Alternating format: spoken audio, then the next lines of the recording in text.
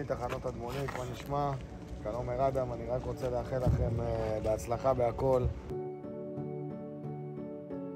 כל היום נהגים בהם, מתנדבים, נכנסים, יוצאים, אנשים מקבוצות וואטסאפים וכאלה.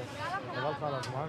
הם ממיינים פה את כל הבקשות של החיילים. הם עושות את כל הבקשות של המשפחות, לדיור, לסלים, לאוכל, למוצרים, לטואלטיקה, להיגיינה, לכל מה שחסר להם. מעבר למשלוחים שעושים פה כל היום, אתמול הגענו ל-95 נקודות, סופרים הכל מרוכז לפי כל רס"פ או רס"ר מחייב.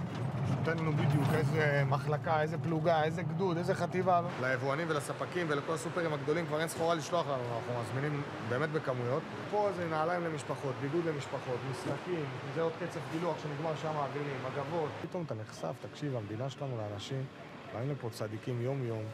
לא, זה לא הבית שלהם, הם לא חייבים, הם פה כבר ב-8 בבוקר, 7 בבוקר.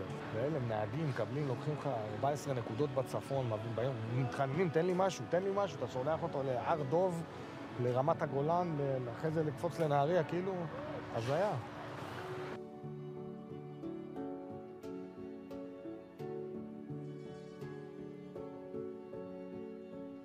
הוא הכוכב הגדול ביותר בישראל, שלא היה מוכן לקבל את זה שהחיילים הגיבורים שלנו יסחבו באוטובוסים מהחזית הביתה. לא רק להרים את קיסריה הוא יודע, הוא גם הרים את מערך ההיסעים שלא נראה מעולם במדינה. קבלו את עומר אדם!